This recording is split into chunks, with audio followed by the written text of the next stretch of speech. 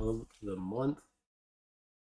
So let's see what we've got here, right? We want to start on the monthly. Monthly is still showing us this developing +4. Still getting a breakout from this longer term monthly balance. So the momentum is still kind of continuing to the upside. And we want to be aware, and this 47.68 level is kind of the pullback level that I've been talking about, that a pullback to that level and hold would show kind of strength. A pullback to that level and break would give us a little bit of weakness. So it still remains, that's the level we're going to be continuing to watch. Now on the weekly, we do have another +4 week, right? With the settle being, last week's settle was the 48.05 quarter. So that will be the +4 settle to watch, right? Any continuation above that will show continued strength. Break below that will be a little bit of weakness. And then, like I said, the 47.68 being the very key level. A break below that would signify a bit more weakness and maybe lead to another situation like we saw last week. So that will be the key. We're still one time framing higher, right? 1, 2, 3, 4, 5, 6, 7, 8, 9 weeks in a row now.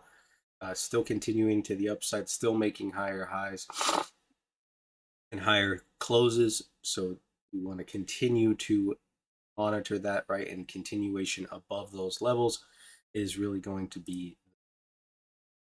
Switching over to the daily, you could see last week we finally got that cessation of one time framing. And then these past 2 days have been inside that larger day where we had that liquidation. So with Friday being a +4, that settle being the same 45.08 quarter, that will be the key level today. When we switch over to the profile, we'll take a closer look at that. You can see we're in a balance here where we've had a test of the high, a test of the low, and now we've kind of returned like close to the middle of this balance. So that really is going to be the key. This 47.68, I don't really want to see any pullbacks farther down than that. If we do, then we probably do test a low balance, which is around that 47.40. And then we've got some single prints on the daily towards that 47.20, 47.30 area. Cognizant of that, and just be aware that the volume most likely will be light, as the overnight volume is already fairly light, and that is going to see 91,000, very light volume in the overnight session here. That's going to kind of tell us that if a big player decides to show up today, they can kind of push the market around. Now, whether it's going to stay where it's at, because a lot of people have these things in place to trigger, if this happens, then X happens. So that could mean that could mean it might just revert back to the mean, but it doesn't necessarily mean that it's just going to fall out of the sky, or that it can't just fall out of the sky or just get a sharp move in a single direction if a large player shows up. So you just got to be aware of that, and just kind of use your head. Remember, in light volume, the market can be a little bit more volatile as well, so you got to be careful. Switching over to the profiles here, if you take this 3-day balance that we're in, and we're in a little bit larger of a balance, but if you were to take this just the past 3 days, since they're inside, let me switch this back to the you can kind of see where most of the volume and most of the time has been spent up here at above this 48.05, and so that's what we're really looking for today, is kind of that continuation. You've got value area low. This is the longer term profile, but you can see like where the value area is at. And even if we were to combine for the rest of this balance, you can see the value shifts down, and this is that 47.68 level, right? So this is kind of that level I was talking about. And if we do get a move lower, there should be buyers here. If they don't find buyers here and they have to check below, I don't think buyers are going to be there. And I start to test, get those singles at the 47.36. And then we also have another set of singles down here from like 27 to 09. So you just got to be aware of that. Remember, this settle is also a +4 weekly settle, so we want to be staying above that should the momentum continue.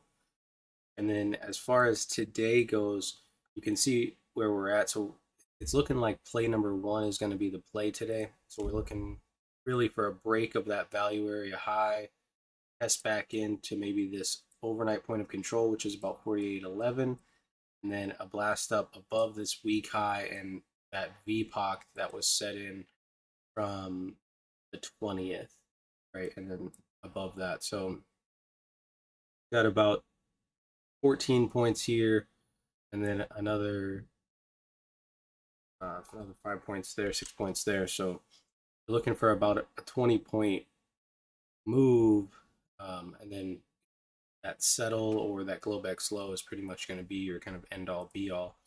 Now, if we do break below the settle, remember inside this area here, the high from the 21st, which is about 4,800, probably gets kind of choppy, and you probably get a little bit of bounce in between here.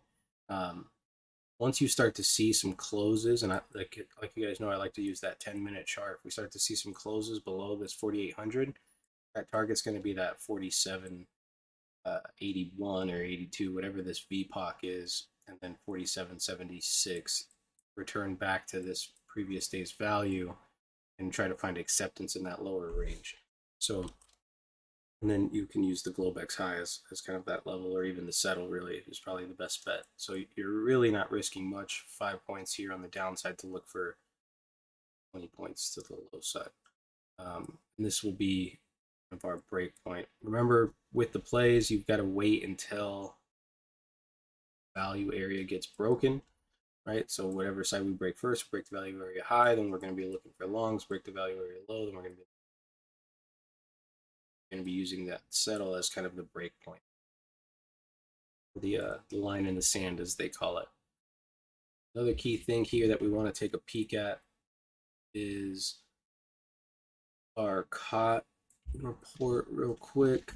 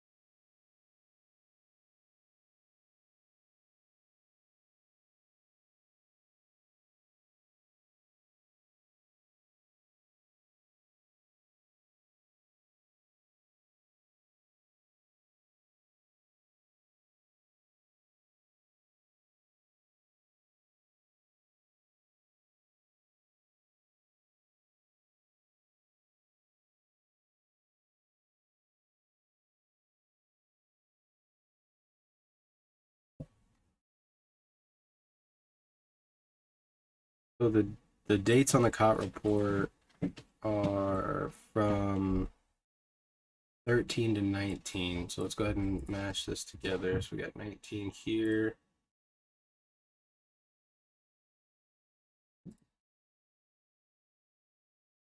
Now we can kind of see the last COT report is showing us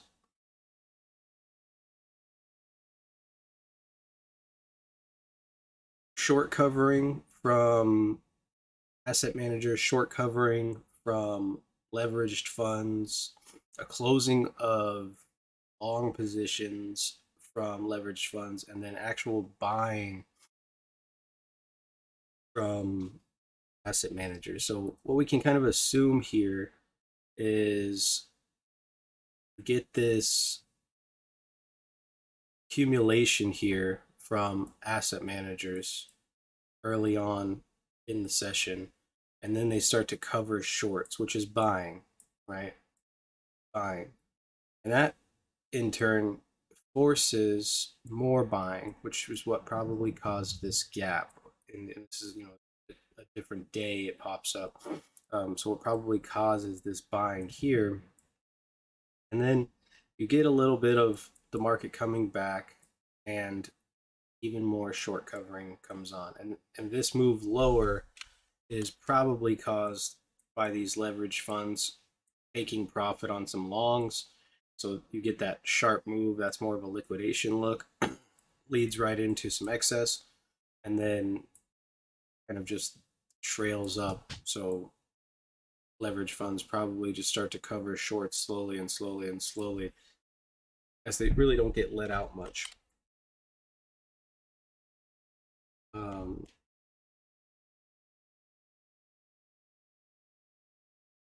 Remember, this is stale data. It's as of the 19th, and you can see kind of, leverage funds are about 74% short, asset managed funds 80% long. You have a pretty decent amount of long positions here. And then for the last 3 days after the COT report, you can kind of see we get another liquidation, and it comes right back down into that same spot where shorts were forced to cover. So you get that kind of reactive buying, but not necessarily real buying, so to speak. And that's kind of right at that 47.68. And that's kind of why I'm saying, if we do get a pullback to that level and you don't see buyers actually hold, then you probably come much lower into some of this weak area down here. But other than that, you guys have a wonderful day. Make sure that you're managing risk and sticking to your trade plan. I'll see you guys tomorrow.